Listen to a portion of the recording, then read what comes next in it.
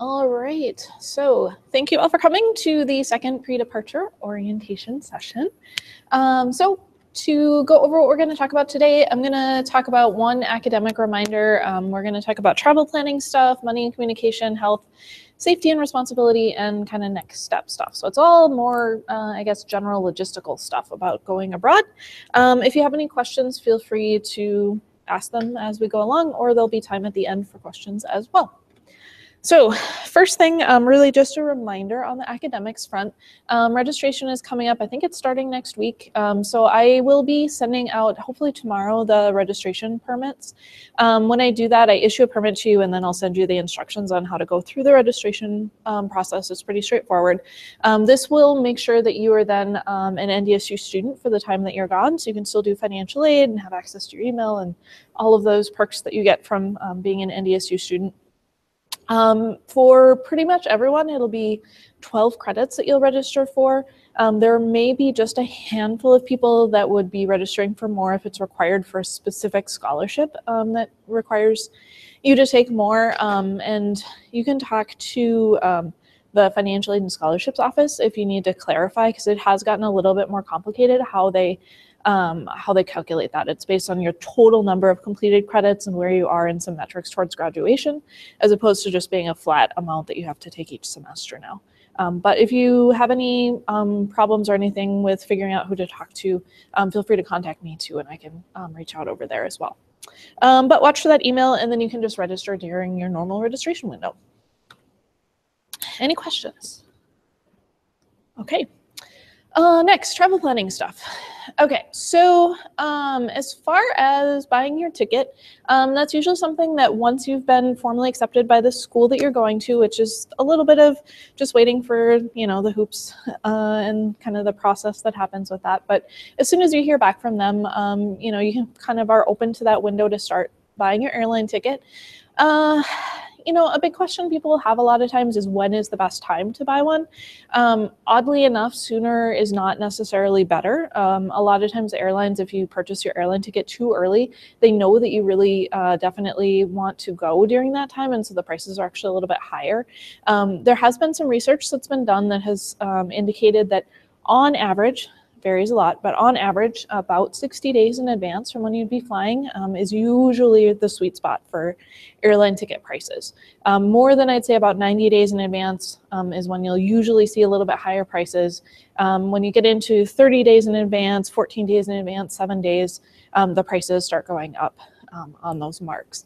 But it never hurts to start keeping an eye out for those prices, because sometimes if you just, check it periodically, you'll get a real feel for what a good price is on your airline ticket. So then if you see one that might be at a different time that seems to be a really good price, then you can jump on that.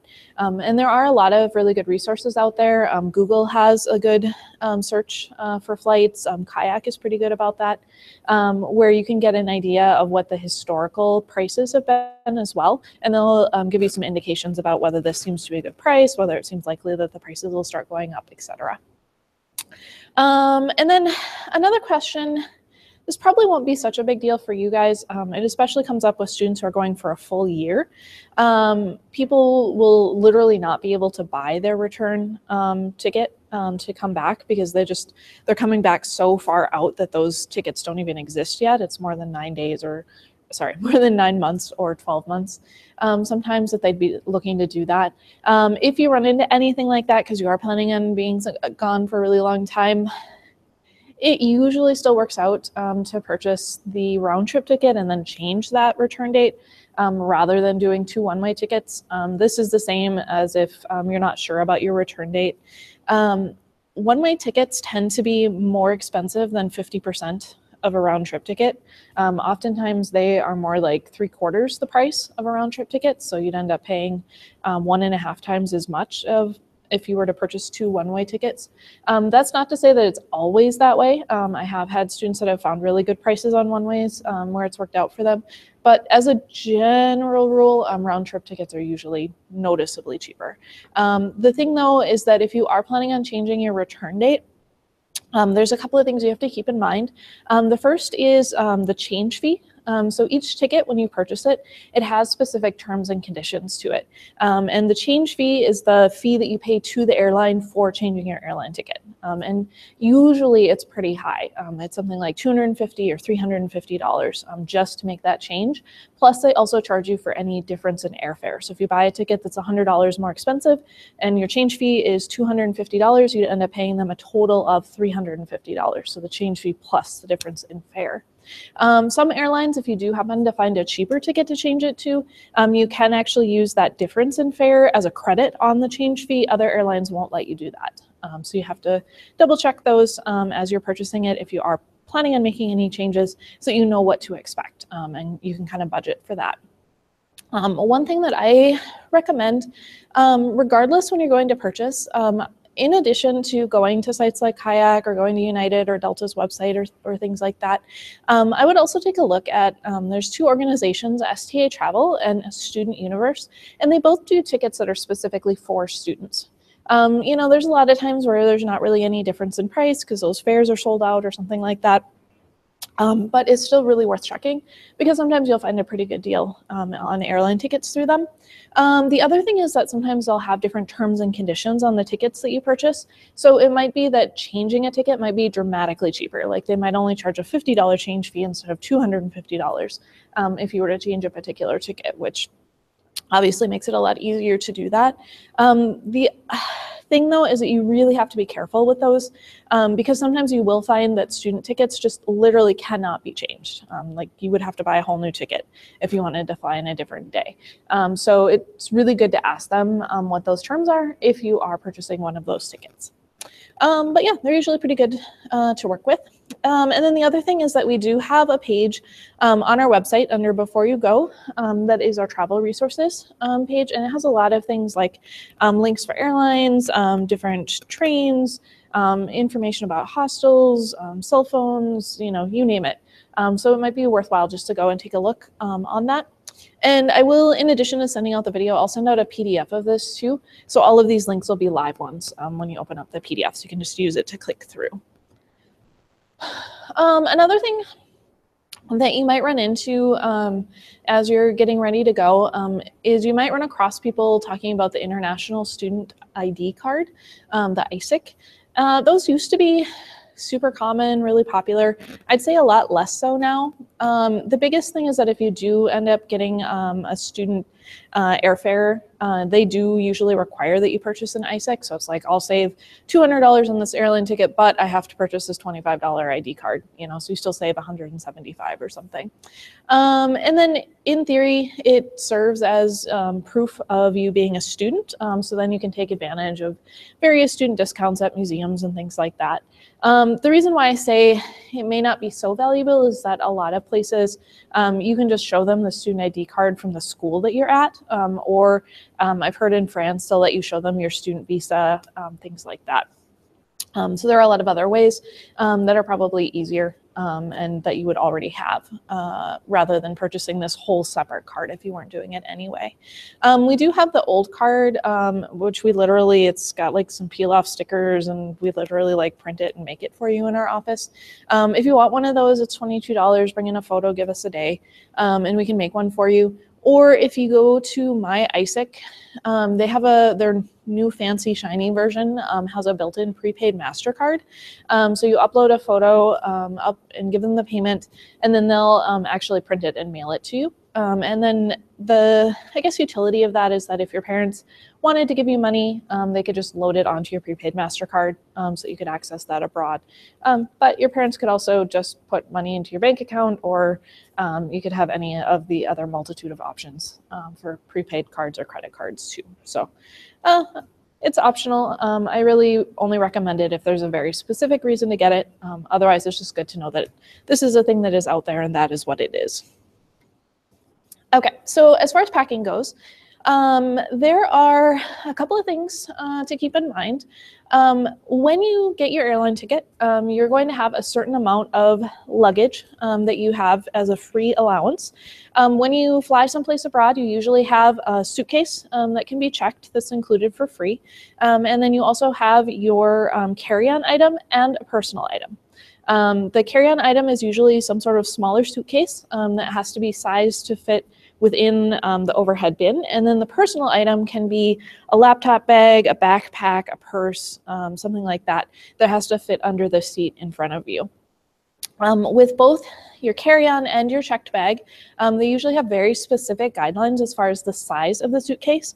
Usually the way that they measure it is they'll say, 60 linear inches.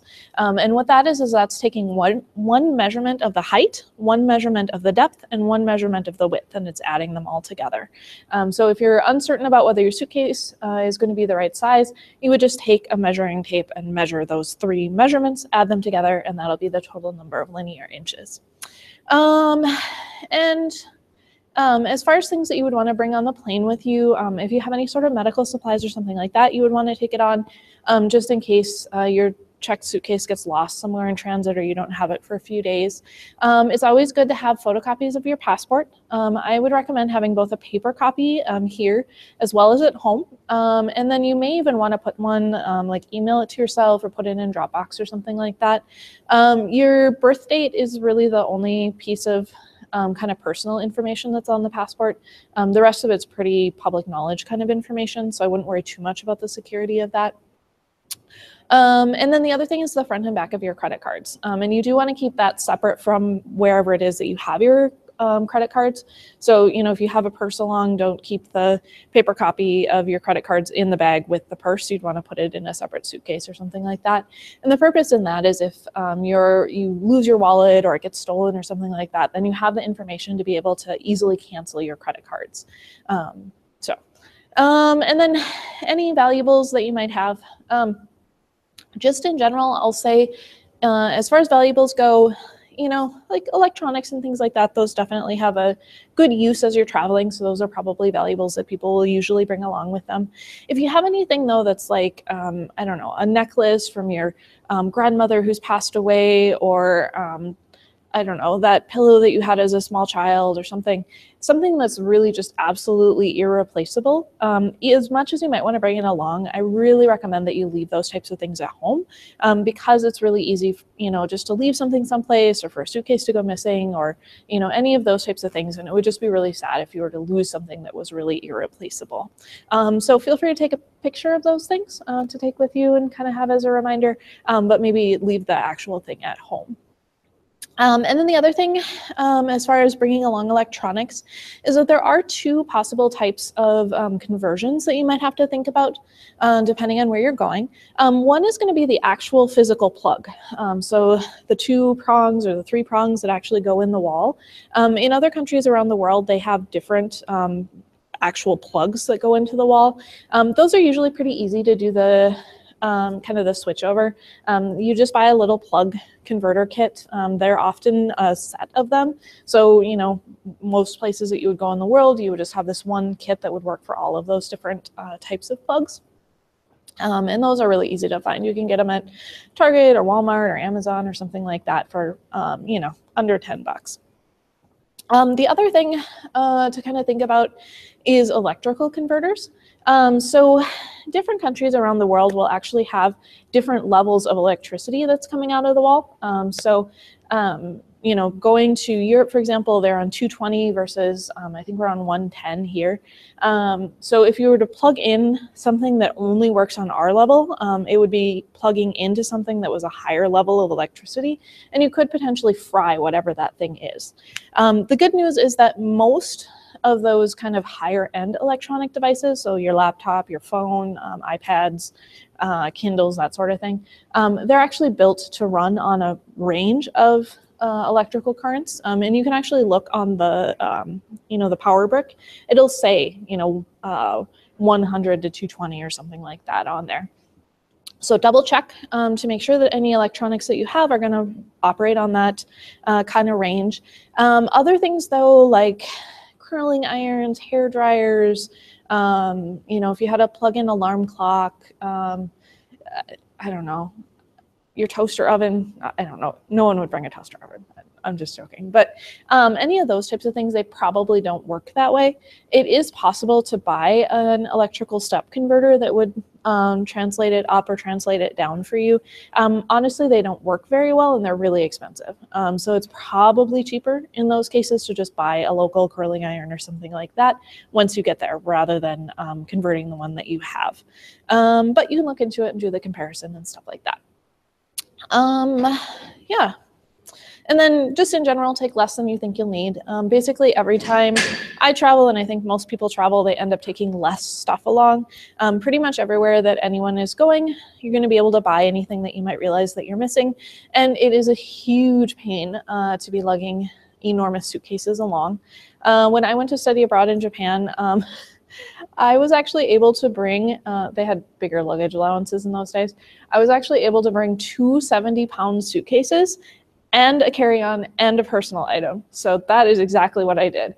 And when I got there, I was like literally having to carry these suitcases like down 3 flights of stairs and then run back up and get my other suitcase and run it down. Oh yeah, it was a nightmare. So don't do that. Just take as little stuff as you possibly can.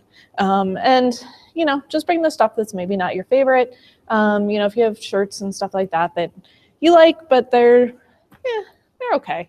Those are things then, if you wear them out over the course of being abroad and wearing them a lot, then at the end of the semester, you can just throw them out, put in all of your souvenirs, and have space for that in your suitcase on the way back.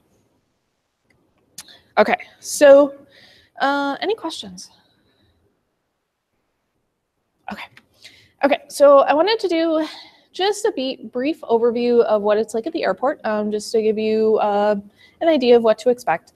So generally, when you're actually going to fly, you go to the airport, you go to check in. You do usually have to interact with someone at the check-in counter if you're doing an international flight, just because they have to double check that you have your passport and your visa for that. And then they'll take any checked bags that you might have at that point. So then you'll just have your carry-on and your personal item. Then next, you'll go up to airport security and go through their process, which I'll talk about in a minute. And then you'll get on your flight, you'll go to that other country, you'll watch a few movies, have some snacks, eat some food. Once you get there, you will be routed through, it kind of depends. I actually maybe should flip those. Most commonly, you go through immigration first and then you pick up your bag. Sometimes they do it the opposite. But immigration is the part where they actually, you know, check your passport. They put the stamp in that you're entering that country. Sometimes, depending on how your routing goes, you're already at your final destination. Most of the time, you're going through kind of a temporary transit. So like you might be flying into London and then continuing on to France or something like that. But they'll still usually stamp your passport just to say that you have this transit visa that's good for 24 hours. Then you usually have to pick up your bag. And the reason for that is because you're going to go through customs. Customs is where they're going to double check that you're not bringing in anything that is bad for their country. So, for example, they usually don't let you bring in meat because meat might have some sort of bugs or, you know, things that would be bad for the agriculture of the country that you're going to. And then once you do that, depending on what's happening, if you're already at your final destination, you'll just go ahead and leave the airport at that point. If not, you'll go ahead and recheck your checked bag. There's usually just some sort of conveyor belt with some counters and things like that, and you literally just toss your bag back on and it gets put on your next airplane for you. And then if you are in any other country except the US, you're still in the secure area, so you don't have to go through security again. You'll just go to your next gate and get on your plane again. If you're in the US, so probably coming back, then you're probably going to have to go through security again. They just aren't necessarily trusting of the way that security was done in other countries, so they make you go through the US process before you get back into the secure area to board your flight for the continuation. So it's just kind of going around in this loop until you get to your final destination. As far as airport security goes, in general, when you're at an airport, don't ever leave your bags unattended. If you happen to be traveling with someone, they can, of course, watch multiple bags and sit with them, but don't leave your individual bag just sitting somewhere because people worry that, you know, it might have a sinister purpose in being left there. Sometimes they ask questions like if anyone asked you to pack anything for them, or if someone else packed your suitcase for you. In general, you want to be able to answer, no, I have packed this suitcase. I know everything that's in it. Partially it's drugs they worry about, partially it's explosives and stuff like that. So if anyone comes up to you somewhere and says, please carry this thing with you through the airport, don't do it. Kind of obvious, but I'll just say it. Does anyone know what the 311 rule is? Anyone had to do that? Okay, so the 311 applies for liquids, and it's only liquids in your carry-on. It does not apply to liquids in your checked suitcase. In your checked suitcase, if you wanted, you could just put a gigantic bag that was filled with liquids as the entire suitcase, and that would be perfectly fine, except for the weight restrictions, but a light liquid. In your carry-on bag, though, it is much more restrictive. They require that you put all of your liquids into a little Ziploc baggie so that when you go through security, you can actually pull the baggie out and put it separately into a tray so that it can go through the scanner. And when you do that, the liquids each have to be in their own container that is 3 ounces or less. That's actually 3.4 ounces or less. And so you can put as many liquids as will fit in a 1-quart baggie in their individual containers that are all this 3 ounces or less. And it does include things like if you happen to have like a gel kind of lip gloss or chapsticky kind of thing, that's supposed to go in there. If you have a liquid deodorant or something like that, that's supposed to go in there. Toothpaste is a gel, it's supposed to go in there. I have a link though, because there are some kind of interesting exceptions. So for example, you can actually bring 2 snow globes on and have those exempted from the 311 rule. So if you have anything that's kind of unique or different, take a look at that and just see if that will apply. But in general, if you have any large liquids that you want to bring, you would just put those into your checked suitcase, and then any small liquids, kind of day-to-day toiletry kind of things, those are what you would put in your carry-on and put into that baggie. And anything that you do put into your checked bag, I would really encourage you to also put it into a Ziploc, not because you have to, but because if your suitcase gets knocked around, which it probably will, that'll give another line of defense for liquids leaking all over the stuff that's in your suitcase. So just like a gallon-sized baggie or something like that to help contain that stuff. And then the other thing I alluded to, customs being what you can or can't bring into a country. The U.S. has their own set of guidelines. So things like sand you're not supposed to bring back, any sorts of plants, meat, etc. Just because that's where invasive species can come from, where you might have some sort of plant that would come back here and then it would be planted in the soil intentionally or unintentionally, and potentially just wreak havoc in the particular ecosystem that we have and cause huge problems for farming or, our whole ecosystem that we have going on here. That said, it's not always super obvious what you can and can't bring. So if you have any sort of vague questions, do take a look on the Customs and Border Patrol website. I actually have the experience of bringing a cat into the US, which was much easier than I expected. We actually had a lot more work getting the cat out of Japan than bringing the cat in. Mostly the people on the US side were just like, oh, it's a cat, that's cool. And they were much more worried about the very small amount of dry cat food that we had because it had meat in the cat food versus the animal, apparently perfectly fine. So take a look at that if you have any questions. Okay, and then another thing as far as kind of planning your flights, it is important to give information on the flights to whoever it is that's going to be meeting you to pick you up at the airport. And I really encourage you to give them the entire itinerary. Don't just tell them I'm going to arrive at this time at this airport. Give them the full itinerary, all of the flight information for all of the flights to get there. The reason for that is sometimes we'll have delays here. So you might have a flight, say, from Fargo to Chicago that ends up being delayed. And then that causes you to get moved to a different flight, in your connection and everything kind of downwind ends up cascading out of what you had originally planned. And if the person who's picking you up has the information on those flights, they can actually go back, look up those flights and see, oh, that first flight was delayed. They're probably on a later flight, and get an idea of what's going on. But if they only have the specific time that you're supposed to arrive and they get there and you're not there, there really isn't a lot that they can do to figure out what's going on at that point. Okay, jet lag. Anybody have the experience of jet lag? Yeah, what was that like? Well, obviously super tired during the day because I went to South Korea, which is a 13-hour difference. Yep. So yeah, kind of hard to get used to, but. Mm-hmm. How long did it take to get over that? I would say probably like 3 or 4 days. Oh wow, you did really good. Yeah, I was a lot better than my parents. Okay. Yeah. Well, I will say, as kind of a rule of thumb, and this, you guys may be much luckier than me, but as a rule of thumb, it usually takes about 1 day per time zone change to get over it. So to fully get over jet lag for 13-hour difference would be like 13 days, almost 2 weeks to get over it.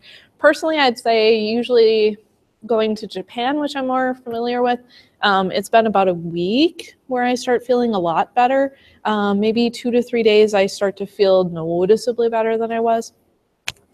It's just caused by basically your body has expectations for when you're supposed to be awake and when you're supposed to be asleep, and now suddenly you're someplace else and everything is not like that, and your body has a really hard time adjusting. Some of the common symptoms, fatigue. So, I just desperately need to be sleeping at this point. And there is really just a certain point where your body is like, nope, you do not have a choice anymore. It is sleepy time. And then insomnia. I really have that coming back to the US. I think depending on the direction you go around the earth, it makes a difference. Where you might be waking up at 3 in the morning, going, oh, it's like I've just slept for 15 hours and I will never be able to sleep again. I would really like to sleep now because I know this is going to be terrible for me later on in the day, but I guess I'm awake now. And then irritability, because this is all kind of annoying, right? So some of the things that you can do to minimize it. One of them, I'll say, a couple of days or the week before you're going to be traveling, it might actually be helpful to start adjusting your sleep pattern a little bit. So, if it's going to shift in one direction or another, you could try staying up a little bit later or going to bed a little bit earlier, just to start taking a little bit of the edge off of that. But then in general, as you're actually traveling, it's really important, drink lots of water. Nobody likes using the tiny airplane bathroom that goes, right? But every time a flight attendant comes around and offers you liquid, definitely drink it, because it's so easy to get dehydrated, and it's also really easy to get sick when you're dehydrated. And those are just really miserable things to have on top of jet lag. So drinking lots of water is a good way to keep yourself in kind of tip-top shape, so that your body is able to get over that as quickly as possible. Another thing, stretching exercises. So when you're on the plane, you're in this kind of tiny seat. You don't have a lot of opportunity to move around and stuff like that. But when you get up, you're many times that you may need to go to the bathroom. There's usually a little bit of kind of open space right by the bathrooms. And that's a good time just to do some stretches, move your body a little bit, just to get a little bit of feeling back into your limbs and stuff like that. And there are also some limited stretches that you can do in your seat. So even just things like stretching your wrists, stretching your neck, stretching your ankles and stuff like that in place can be helpful to keeping your body kind of going and dealing with being in a crowded space for a really long time. And then when you get to the place that you're going, it's really important to keep yourself up. This is utter misery. I will be very straightforward. The first day, do everything that you possibly can to wait to go to bed until a somewhat reasonable time. You know, that might be 7 or 8 o'clock at night, which is still pretty early, but something approximating what a normal bedtime would be. So a lot of times that means going out and doing something. Go for a walk, go see something, you know, just something where you can't sit down, because that's what's going to do it. You know, that's going to be where your body's like, we are sleeping now. Versus if you're walking, that's going to keep your body moving and keep you awake until you get to that time. But the later that you can stay up that first day, the closer you can get to a normal schedule, the better it's going to be for getting over jet lag as quickly as possible. Yeah, and then you'll probably wake up at an awkward time the next day and repeat, right? But if you keep trying to keep yourself to that new schedule, that will just make that process go so much faster. Any questions? Okay. So money and communication. So the first thing I'll say is it is really helpful to budget. I think there is kind of the standard cliche of, you know, people go abroad and the first like couple of months they're like, wee, money everywhere. And then you get to the end and you're like, Mom, Dad, I can't eat anymore, right? And that's pretty easy to do because there's a lot of cool opportunities and things to buy and, you know, chance of a lifetime and stuff like that.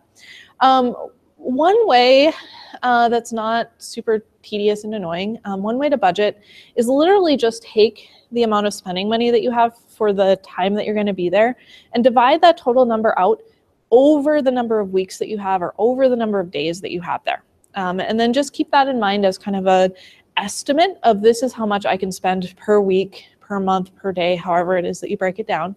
And then if you start spending more than that, keep in mind that that money is going to have to come from somewhere. So if you have a really great trip that you're going to take, keep in mind that maybe the week or two afterwards, you're going to have to dial it back a little bit and spend a little bit less money in order to keep on budget for the rest of the semester. There are obviously other more complicated things with apps and, you know, ways that you can keep track of things really closely. But just that kind of rule of thumb thing can be really helpful as a really basic way to kind of budget that stuff out. The other thing to know is that most people are able to use things like credit cards, your ATM card, etc. abroad just fine. What you would want to do though is just double check on your card that, especially with an ATM card, that it would have something like Cirrus or Plus. Those are really common networks that are found all over the world. Visa is the most common credit card around the world. MasterCard you might find a little bit more limiting when you're traveling, but it'll still be around quite a bit. Something like Amex, Discover, those are probably going to be a lot more limited and you might not find those as commonly. So if you have a choice of one type of credit card or another, Visa is probably the easiest, but MasterCard's pretty close afterwards. Is that most, especially Europe, most of the world has started moving to the chip cards. Luckily, we've started doing that too. Our chip cards, though, are a little bit different from the ones that they have elsewhere. Usually abroad, they'll use chip and PIN versus we use chip and signature. You can still use those interchangeably, but just know that you might have, say, people in restaurants who are a little bit surprised when instead of the machine popping up and asking for you to enter a PIN the way you would with an ATM, instead it has them print something out for you to sign. And they can still do it. It's just that they might be surprised that that's the case. And then the other thing to do is to be sure for any cards that you have that you call your bank or your credit card company before you travel and let them know that you're going to be going. They're going to ask you, you know, roughly where are you going, you know, what are the dates that you're going to be gone and stuff like that. The reason for that is that they can know that this is planned travel, that there isn't somebody who has stolen your credit card and is now gallivanting through some foreign country spending all your money, which is nice of them to double check that. But you don't want to get abroad having not called them and then have them think that there's fraud and then shut your card down right at a point where you might need it. So definitely call them beforehand so they can make that note. The other thing is when you do call them, double check with them what the fees are going to be for your particular card. With ATM cards, they may have a set fee. So as an example, I personally bank with Wells Fargo, and they charge the same $5 non-Wells Fargo ATM fee, whether I take out cash at the Gate City Bank ATM here in the Union, or if I take it out in Korea. It's going to be the same flat fee regardless. Some people are lucky enough to bank with banks, though, that will refund fees. And those usually do work for international, which is really cool. So they may tell you that. When you do take out money at an ATM, you may also have fees on the other side too. So just keep in mind that you might get hit with double fees here and fees on the other side, depending. With that, that'll probably adjust the amount that you might want to take out at any given time. So personally, I wouldn't take out $20 if I knew that I was going to have to pay a $5 fee on that. That's a pretty poor fee payment for what I'm getting. But I might take out $100 and then just budget out how much I'm going to need for a certain amount of time, and then think that that $5 fee and getting my $100 out is reasonable. So it's just a matter of kind of the comfort of carrying the cash around versus the amount of fees that you're paying for that. And then with credit cards, the fees that they charge may be a set fee, or they may charge a percentage fee. It's usually a currency conversion fee, meaning that they will charge you to convert from that foreign currency into US dollars to put it on your account here. There are, though, credit card companies that don't charge that. I actually have a Capital One credit card that I've had since I was in college, purely because they don't charge international transaction fees. So you may want to double check if you have a credit card, whether they charge that, and then you could look for alternatives that wouldn't charge it if you are planning on relying on a credit card for a lot of payments and things like that. Oh, and I should say as well for the ATM, just in case it's not clear, when you take cash out abroad, you'll get that local currency. So then the bank is going to translate it into what the US dollar amount is based on the exchange rate of that particular day. So you can actually go in using online banking. You can take a look at what that transaction cost was to you to get an idea of how much you actually got out in terms of your real money back here versus what you're spending locally. Sometimes people do open up bank accounts abroad. I'll say generally it's not worth the hassle of doing that unless you specifically need to do it. It might be something where if you're staying in housing that requires that you pay on a monthly basis, they may require that you have a bank account open, or you may be on a program that gives you a food allowance or something like that. Usually if those are the cases, the schools will actually help you with that process. But if that's the case, you may need to bring some documentation, like a copy of your birth certificate or something like that. And usually the school will proactively let you know if that's the case, so that you'd be prepared when you would arrive. And those processes usually happen during orientation. Otherwise, if you don't have to do it, I wouldn't usually recommend it. I would just rely more on ATMs to get your cash out from here, or using credit cards and then doing online payments to pay off the credit cards. Other tips, a power of attorney is a legal document that you could have signed. You would sign it, giving basically some sort of legal authority to someone that you designate to be able to transact money on your behalf. So for example, you could give power of attorney to one of your parents, and then they could do things like complete your taxes for you, potentially do stuff with your banking, any of those types of things. Oftentimes banks will have a specific power of attorney form that are for their customers if you want to give somebody that authority. Another option is to add somebody else to your bank account or to your credit card. One thing, it's not a huge deal, but one thing to know is that sometimes if you do add somebody to your bank account, you cannot take them back off.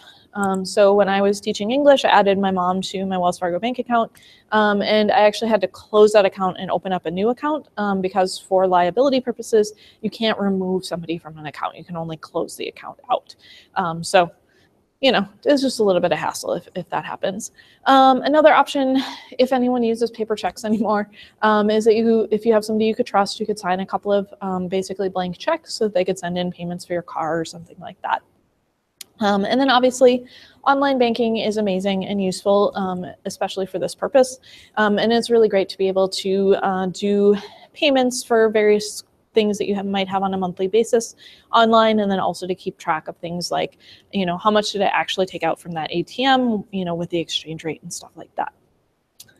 Any questions? Okay. So skipping over to communication.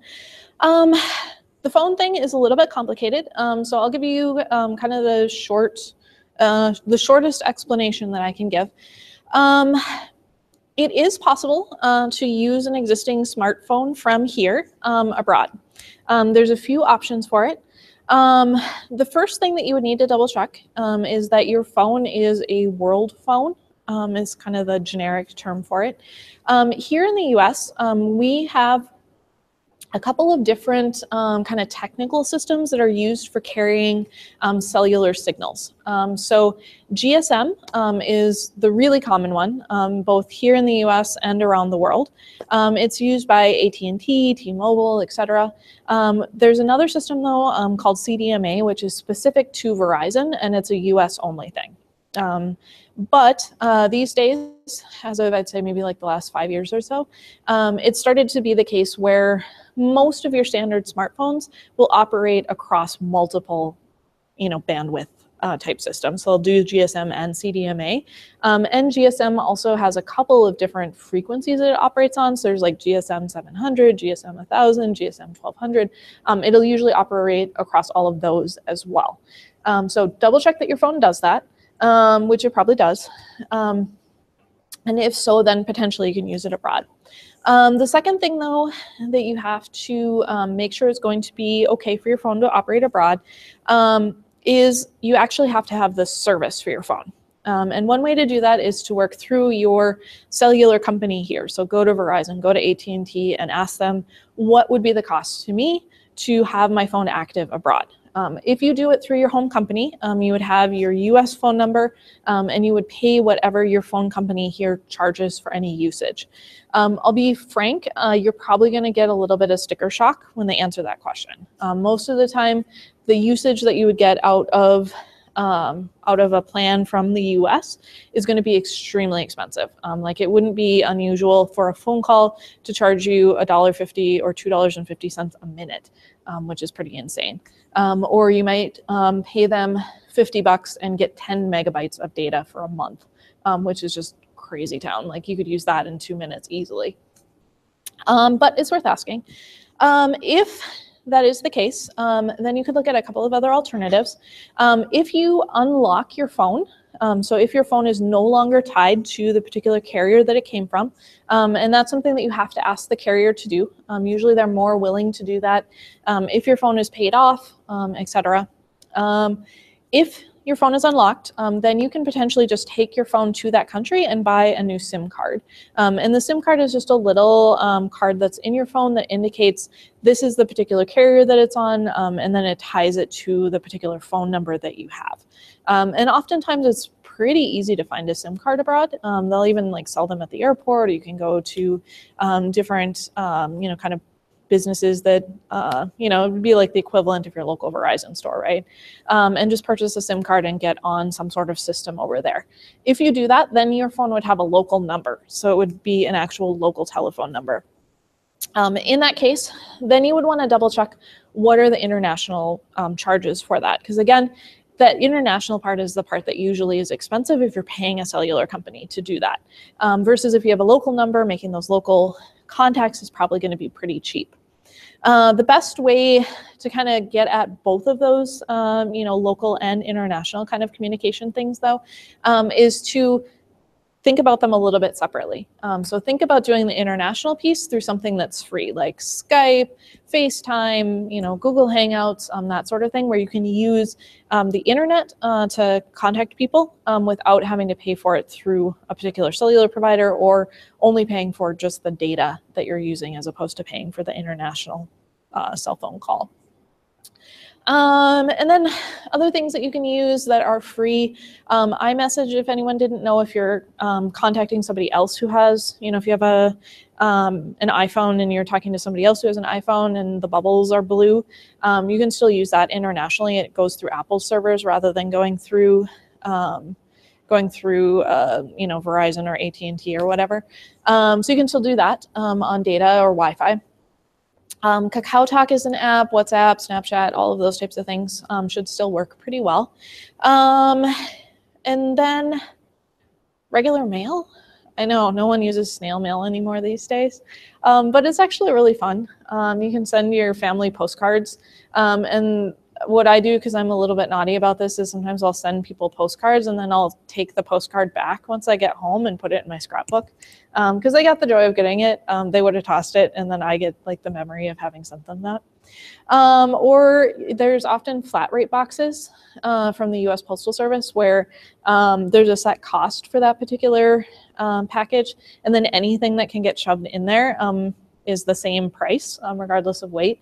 So if your parents wanted to mail you some candy and some fuzzy socks and a book that you want to read or something like that, those are really nice things to get, because they're really good ways to just kind of have that connection from home, and to just, if you're having a down day, a lot of times that can just really make the difference.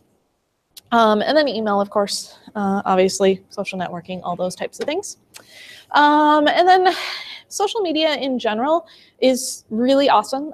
It's a great way to keep in touch with people, and I think that we live in an amazing world, and it's so cool how you can keep in touch with people while you're all the way across the world.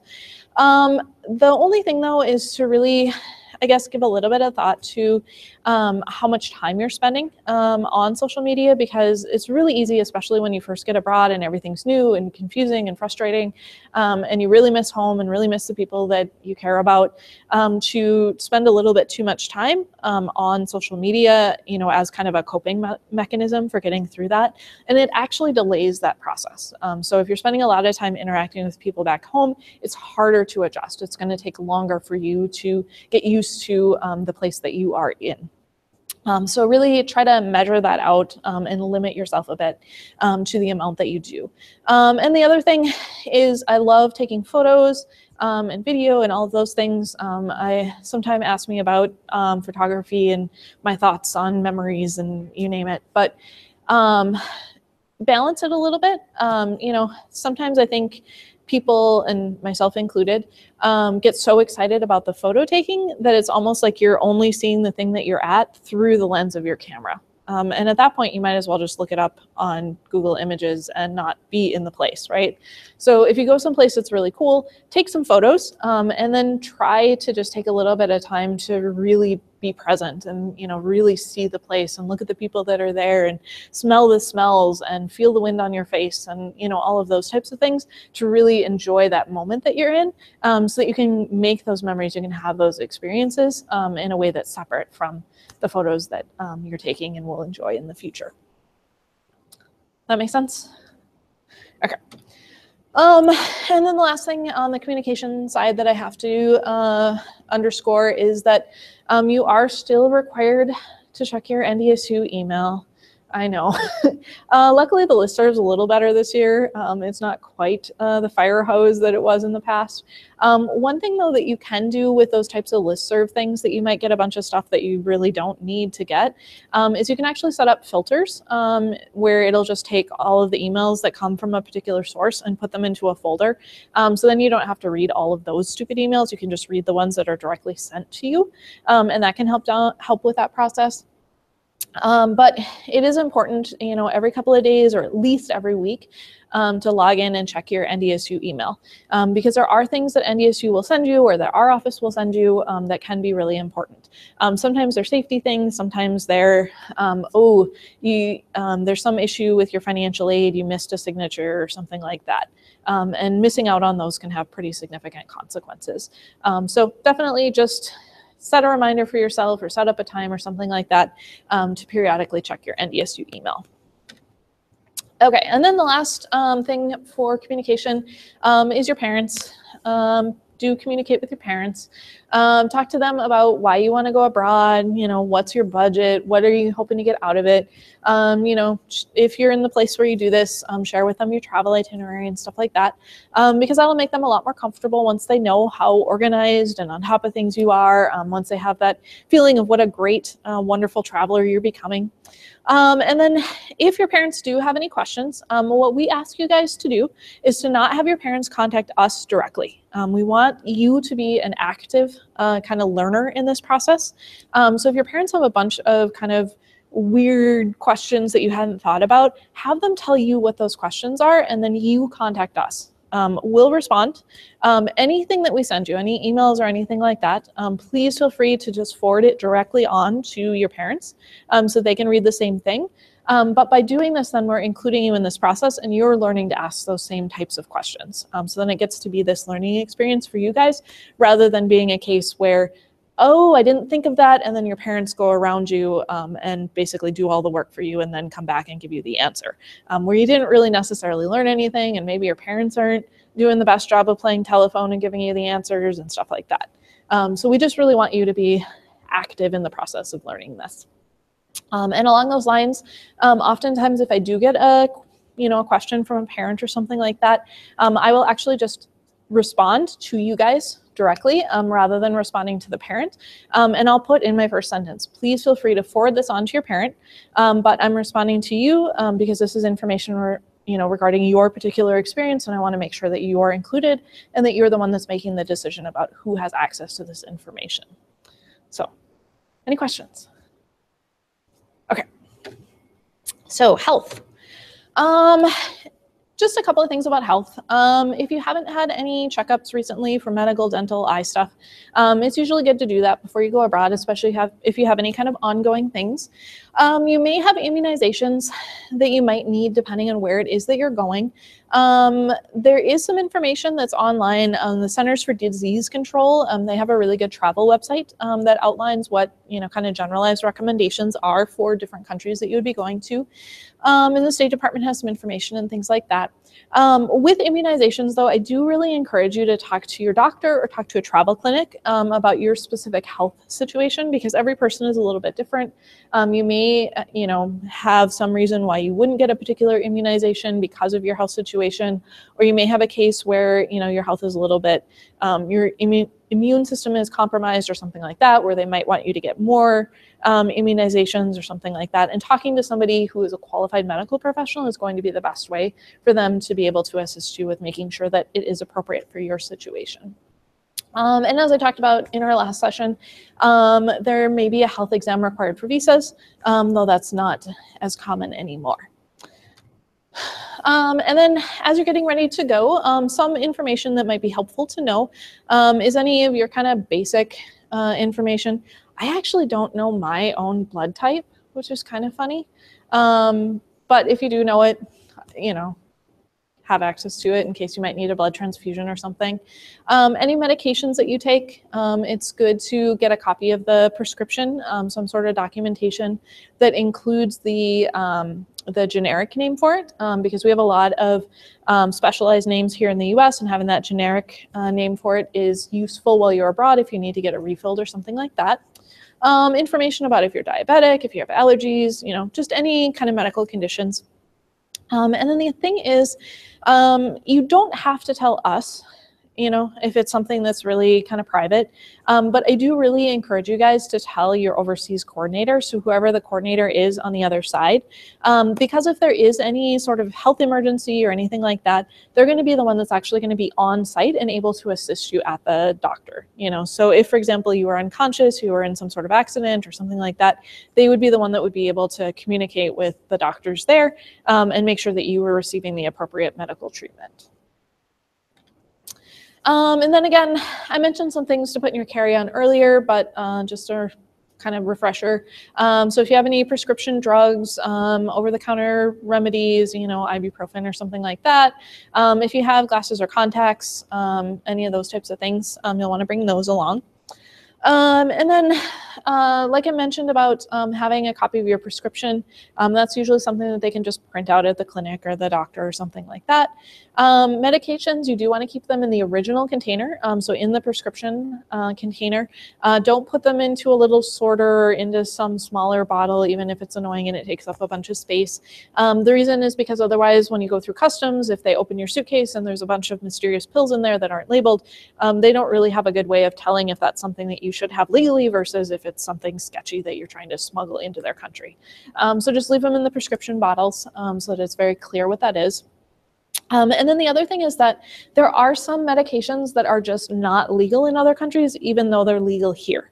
And one of the big ones is for like ADHD, some of those medications are stimulants. So in other countries, they may not allow those legally. So it's important to double check on the embassy's website for that particular country to make sure that any prescriptions that you might be taking will be allowed into that country. And that's something that you'll want to do relatively early, so sometime soon, because if you do need to make any changes or work with your doctor about anything, or go through any kind of hoops about getting enough of the particular medication that you're going to need for the time that you're going to be gone, that'll be something that you'll need to start doing sooner rather than later. And if you have any questions about finding that information, please feel free to contact me. I can help look for it as well.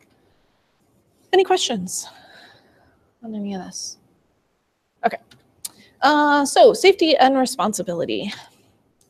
Okay, so the first thing is there is something that the US government does, which is called the STEP, Smart Traveler Enrollment Program.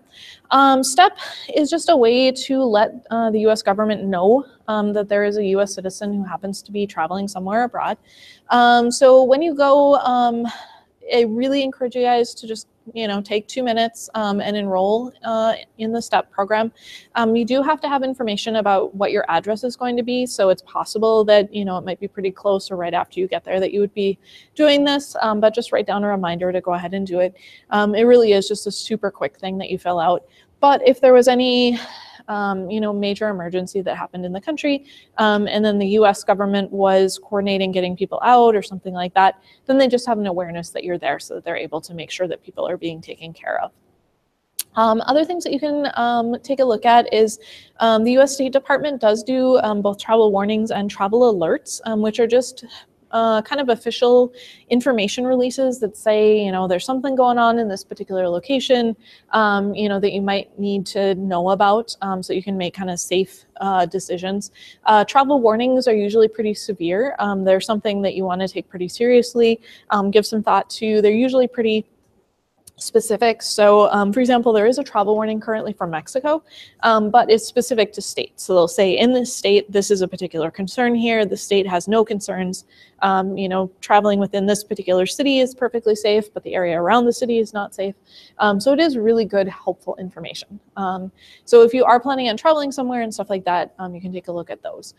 Travel alerts, on the other hand, are usually a little bit lighter, or they might just be something that's super temporary, like, in this particular country, they're going to be having an election, so there might be a lot of protests, so you might want to avoid protests in this particular area.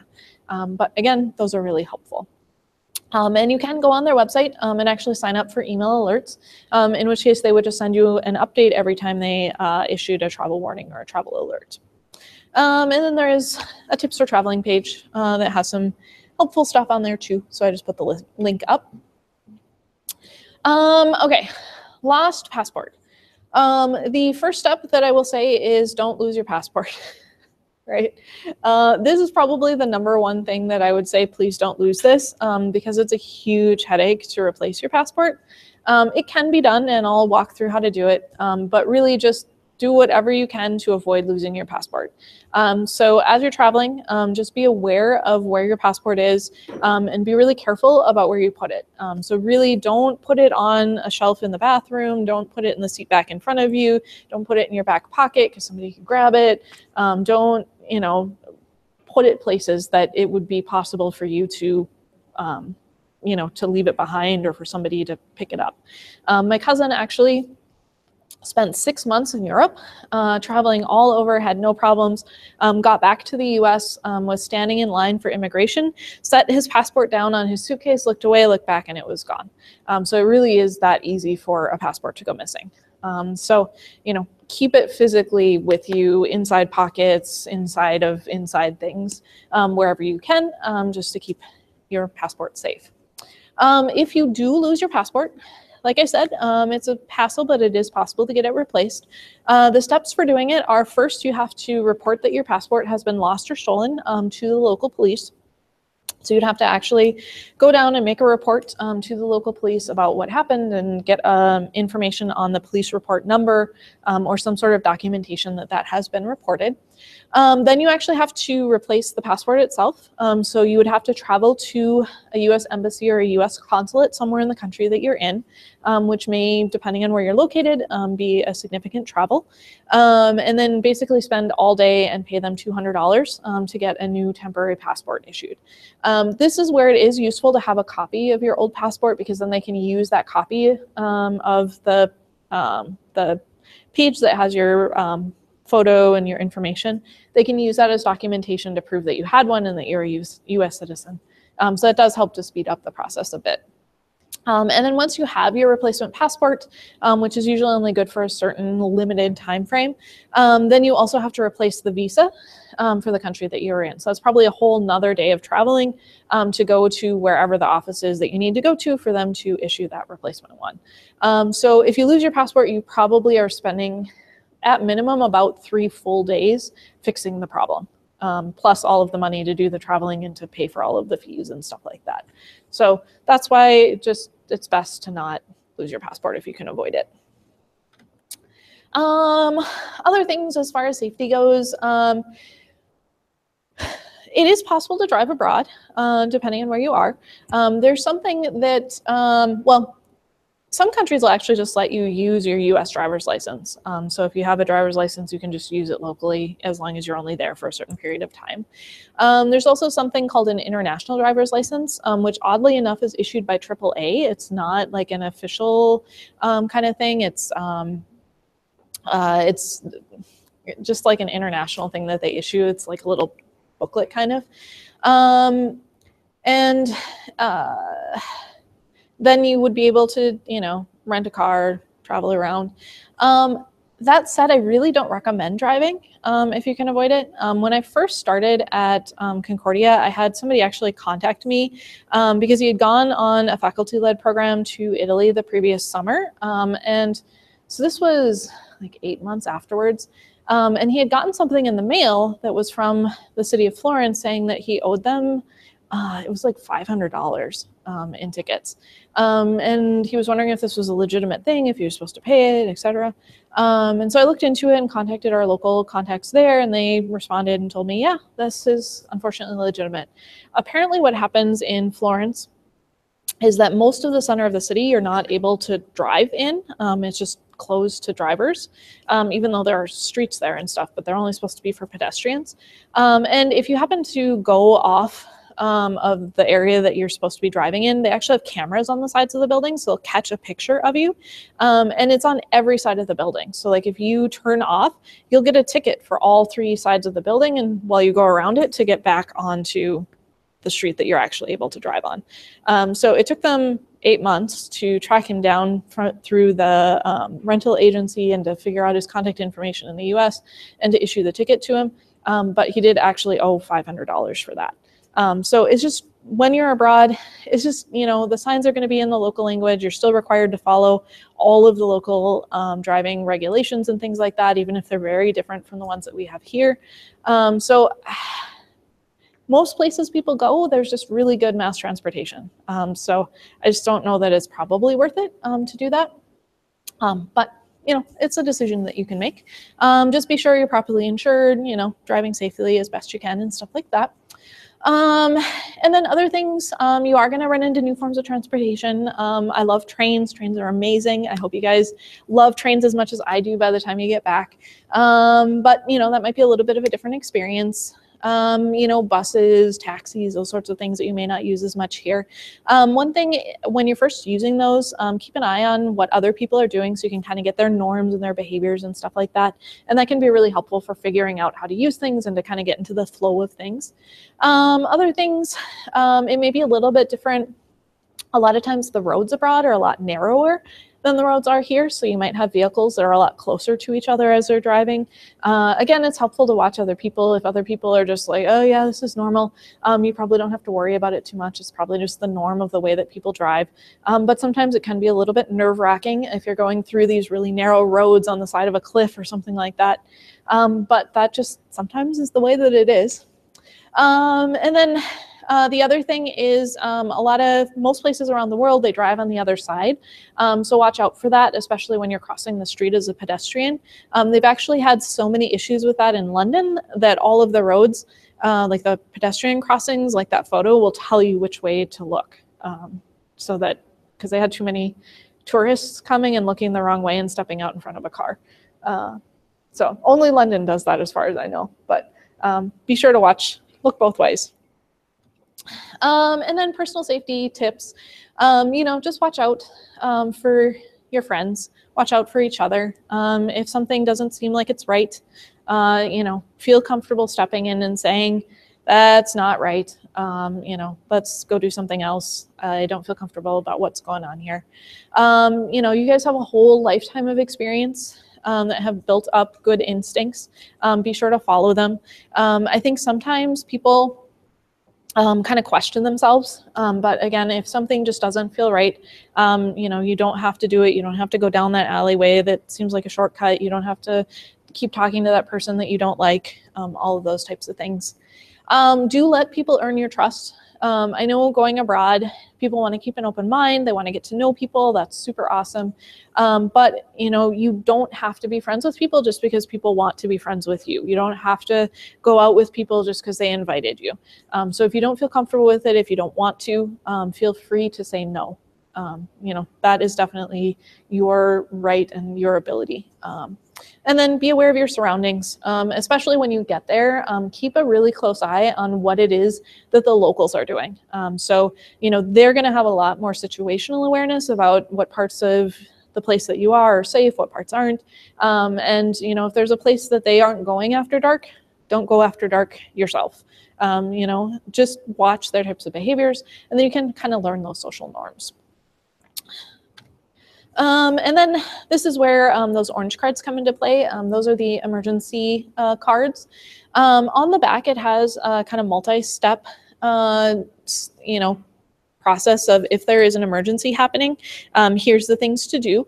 The people to contact, number one would be your local contact person. The reason for that is they can actually take you to the hospital, take you to the police, do any of those things that require you to be physically taken somewhere.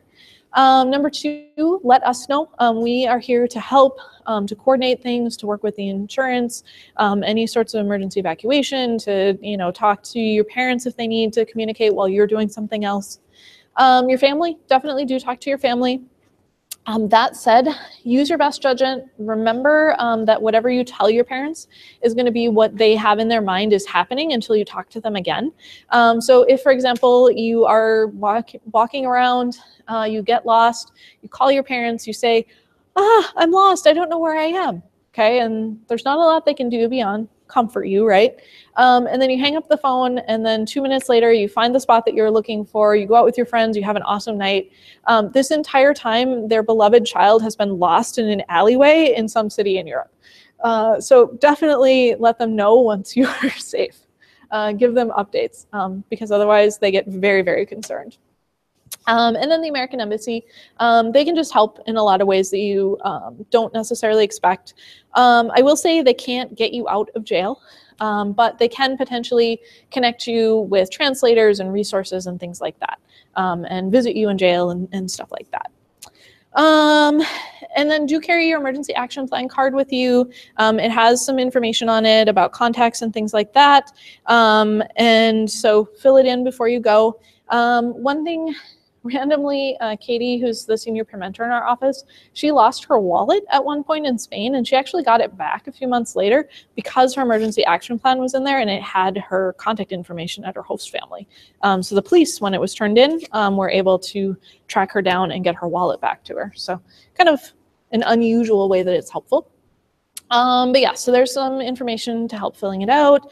And then another thing, I'm not going to go into a lot of detail today because I'm going to talk about it more during the third pre-departure session when we have everyone together. But we are starting a new system called Alert Traveler, which is tied into our study abroad software. And that's actually going to be an app for your phone. So at some point here, I'll walk you through the instructions of how to activate that. And then it'll be based on the dates that you're supposed to be abroad. but you can put in manual things. So if you're wanting to like travel to a different city, you can look up information on the city, say I'm going to be there. And it gives you a lot of kind of helpful information about the place that you're going to. It has emergency phone numbers. It has information about the safety situation there.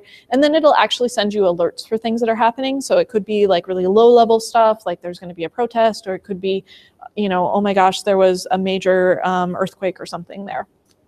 And that's really helpful for you to just have the information to be able to make informed decisions. And then the other thing is that it has a system where we can check in with you. So if there is, it would only be if there was something really serious going on, but we could actually push a notification to you to say, oh, there was, you know, a shooting in this particular location.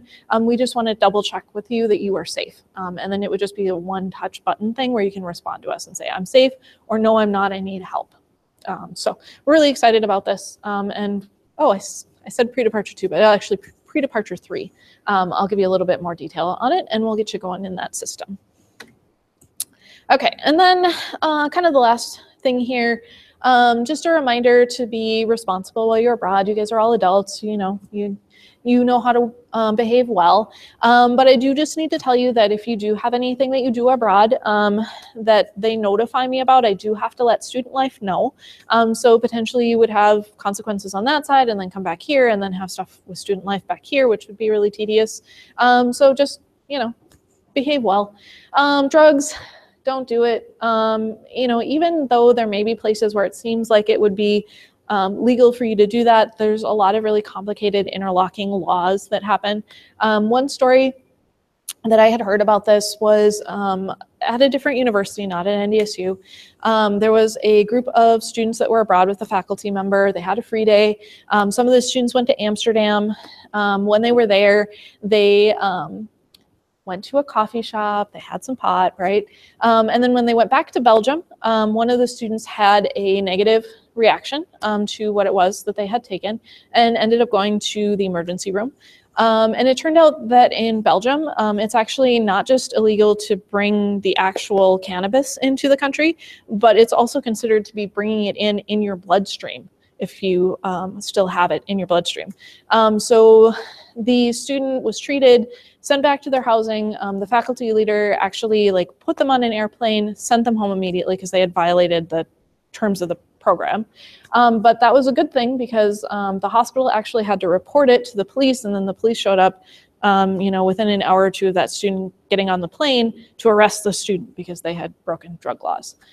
So sometimes it seems like it's really obvious what you can and you can't do, but it is often more complicated than that. So the drug stuff I would just avoid altogether. And then be responsible with sexual behavior. There's information on the CDC website about concerns in different locations, so read up on that.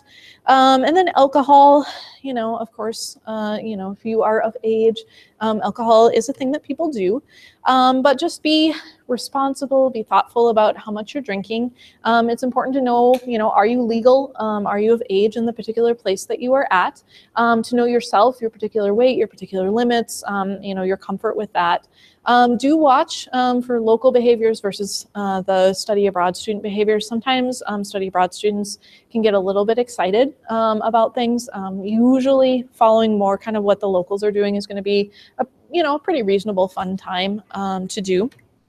And then other things, if you're drinking a little too much, you might see some of these symptoms, like if you're missing classes, if you're not able to go on, you know, things that are part of your program or go see things that you want, that's probably a sign that you're drinking a little too much. If you're spending all your money on alcohol, or if you're blacking out or ending up in unsafe situations, then you definitely want to dial back on the drinking. So be fun, or be safe, have fun. And just as a reminder, you very well may meet people who have never met anyone from the US or from Fargo. And so you are in a lot of ways a representative of people here. So whatever it is that you do is the impression that they're going to get of who we are. So if you don't do it here, don't do it there. Be responsible, be polite, be nice, make good decisions. All of those things. Okay, next steps. Here's some things that you may want to research. Look up cultural differences with where you're going. Find some easy words and phrases if you're going someplace where the language might be different. Or even if you're going someplace English speaking, finding some of the local slang can be kind of fun to try out when you first get there. Locals are usually pretty excited if you're trying to use some of the local slangs or local local slangs, local slang, or using local language.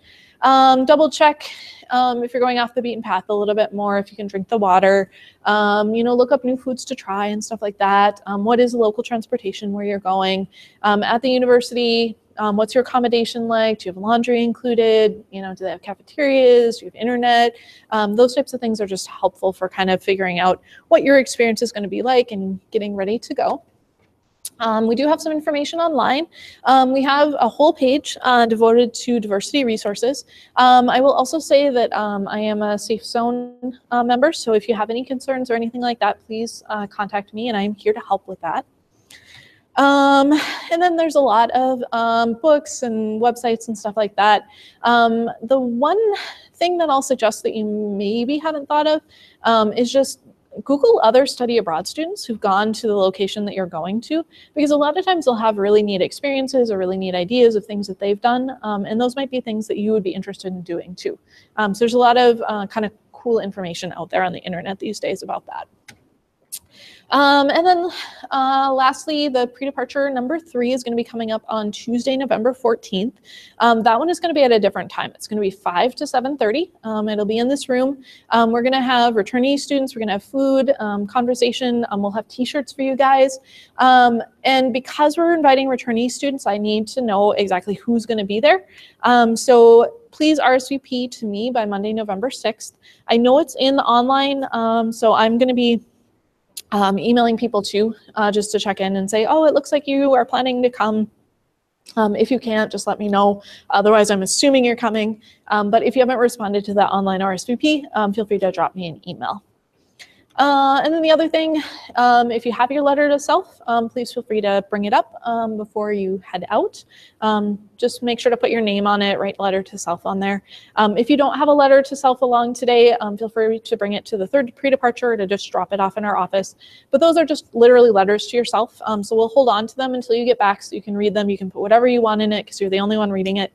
And it's just a neat way to kind of see that before and after and get a bit of a feel for how much you've changed. So, any questions?